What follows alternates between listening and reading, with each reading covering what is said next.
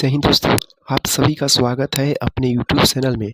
दोस्तों, आज बिहार बोर्ड कक्षा 10वीं फिजिक्स के सबसे महत्वपूर्ण अध्याय प्रकाश के परावर्तन और अपवर्तन के प्रीवियस ईयर प्रश्नों को पढ़ने वाले हैं।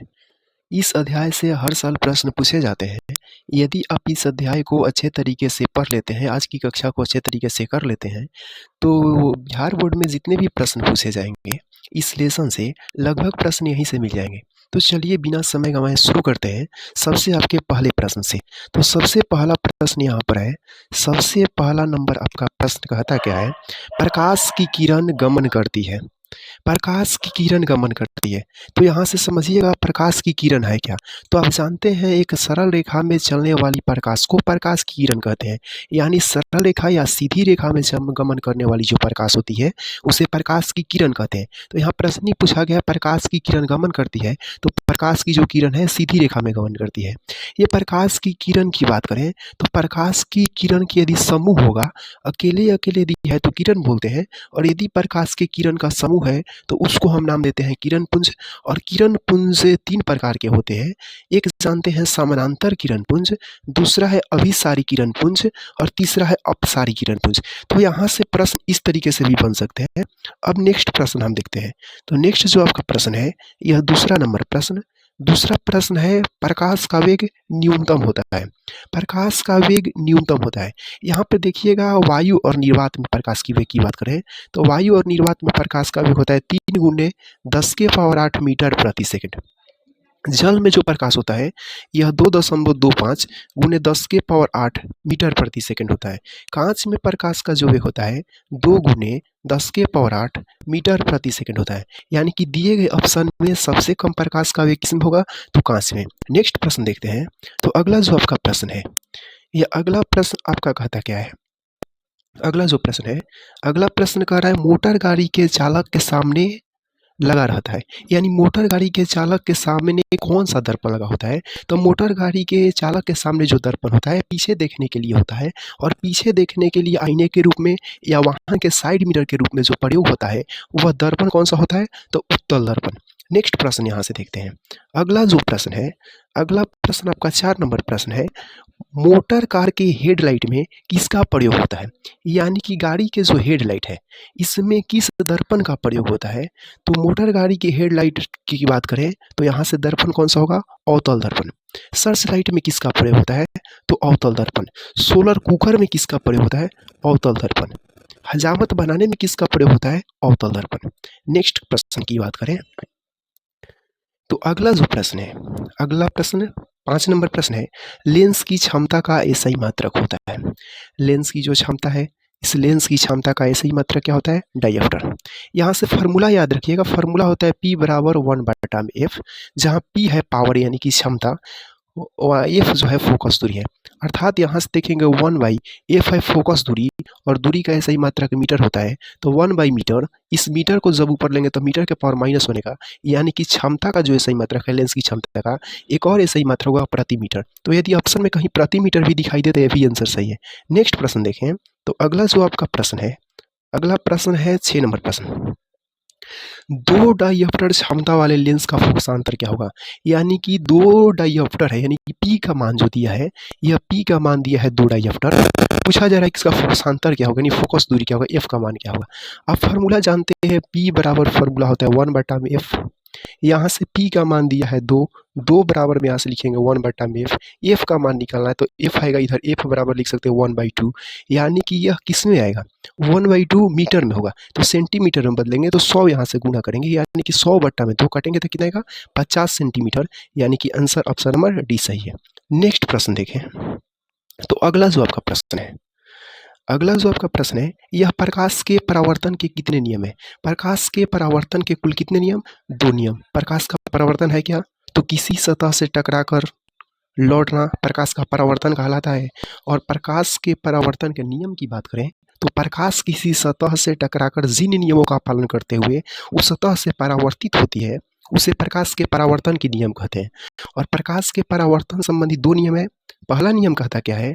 आपतित किरण, परावर्तित किरण और आपतन बिंदु पर डाला गया अभिलंब, ये तीनों एक ही समतल में होते हैं।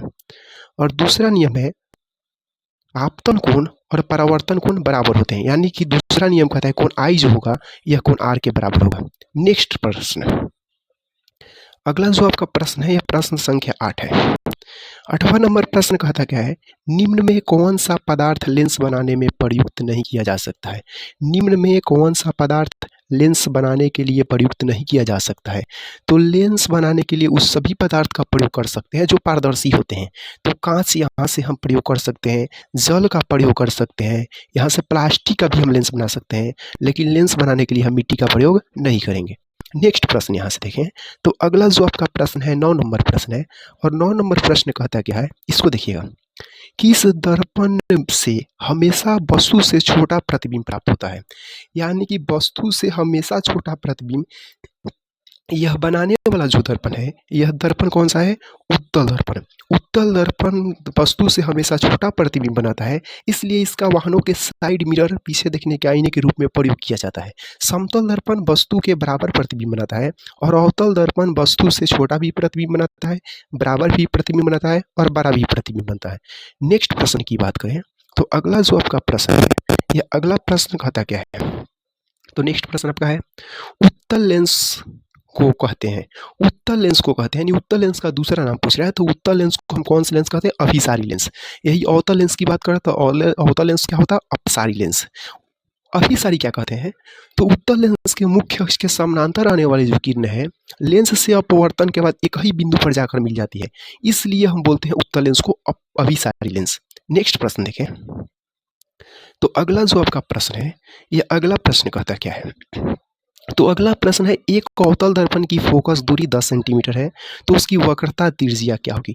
फोकस दूरी 10 सेंटीमीटर है, यानी एफ का मान दिया है 10 सेंटीमीटर। एफ का जो मान है, एफ का आपका मान दिया है 10 सेंटीमीटर। यहाँ पर आते हैं इसको, एफ का जो मान है, एफ का मान दिया है 10 सेंटीमीटर। आपको निकालना है आर का मान क्या होगा। आप जानते हैं आर बराबर फार्मूला होता है 2f, यानी कि आर बराबर 2 इंटू एफ का मान दिया है 10, यानी 10 गुना 2 यानी 20 सेंटीमीटर, यानी ऑप्शन नंबर इस कौन सी है, 20 सही है। अगला जो आपका प्रश्न है 12 नंबर प्रश्न है, इसको देखते हैं 12 नंबर प्रश्न क्या कहता है। तो 12 नंबर जो आपका प्रश्न है, अवतल लेंस को कहते हैं। अवतल लेंस को कहते हैं, अवतल लेंस का दूसरा नाम क्या है, तो अवतल लेंस को हम क्या बोलते हैं, अपसारी लेंस। अवतल लेंस को अपसारी लेंस क्यों कहते हैं, तो अवतल लेंस के मुख्य अक्ष की जो समानांतर आने वाली किरण होती है, यह लेंस से अपवर्तन के बाद एक ही बिंदु से आती हुई प्रतीत होती है, इसलिए हम बोलते हैं अवतल लेंस को कौन सा लेंस, अपसारी लेंस। नेक्स्ट प्रश्न की बात करें, तो अगला जो प्रश्न है आपका 13 नंबर प्रश्न है। 13 नंबर प्रश्न कहता क्या है, तो 13 नंबर प्रश्न को देखिएगा ध्यानपूर्वक। 13 नंबर आपका प्रश्न है, किसी माध्यम का अपवर्तनांक म्यू का मान क्या होता है। तो माध्यम का अपवर्तनांक आपको म्यू का मान बताया गया था, म्यू बराबर होता है साइन आई बट्टा में क्या होता है, साइन आर। इसी नियम को हम स्नेल का नियम कहते हैं, या प्रकाश के अपवर्तन का दूसरा नियम भी इसको कहते हैं, यानी कि ऑप्शन नंबर इसका जो सही है साइन आई बट्टा साइन आर, यानी ऑप्शन नंबर ए सही है। नेक्स्ट प्रश्न की बात करें, तो नेक्स्ट आपका प्रश्न है, यह 14 नंबर प्रश्न है। 14 नंबर प्रश्न है, दाढ़ी बनाने में कौन से दर्पण प्रयुक्त होता है। दाढ़ी बनाने में जो दर्पण लगता है वो कौन सा दर्पण है, अवतल दर्पण। अवतल दर्पण का प्रयोग और बताया गया था वाहन के हेडलाइट, सर्च लाइट में, और आपको बताया गया था सौर भट्ठी में, और इसका उपयोग क्या है, तो इसका और उपयोग सोलर कुकर में। नेक्स्ट प्रश्न की बात करें, तो नेक्स्ट जो प्रश्न है, यह प्रश्न है 15 नंबर। 15 नंबर प्रश्न है, काल्पनिक प्रतिबिंब हमेशा होता है।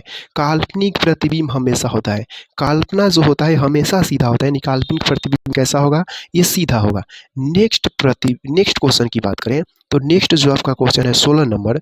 16 नंबर क्वेश्चन कहता क्या है, तो 16 नंबर क्वेश्चन है, निर्वात में प्रकाश की चाल कितनी होती है। वायु या निर्वात में प्रकाश की चाल की बात करें तो 3 × 10⁸ मीटर प्रति सेकंड होता है, यानी कि ऑप्शन नंबर ए सही है। नेक्स्ट प्रश्न देखिएगा आप 17 नंबर प्रश्न।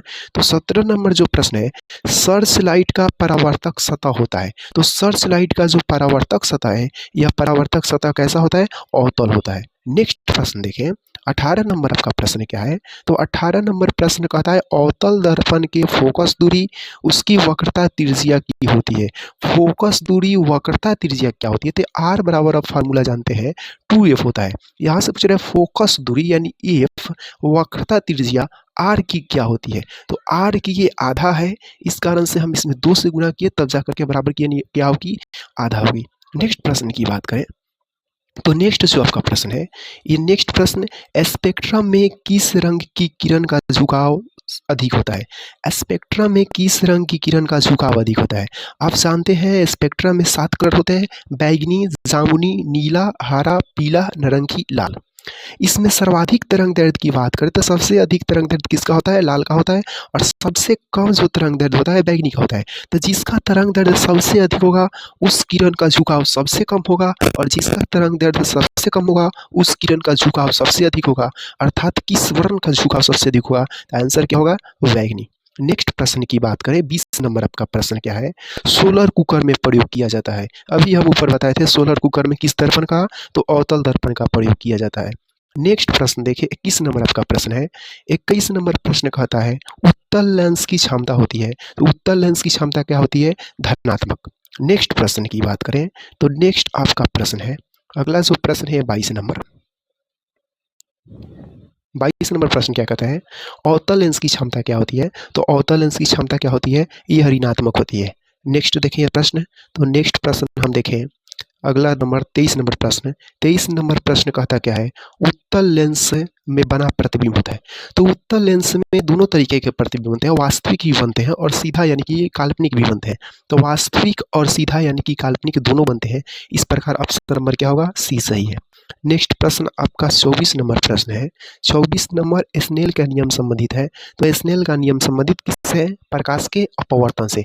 और प्रकाश के अपवर्तन का दूसरा नियम स्नेल का नियम कहलाता है।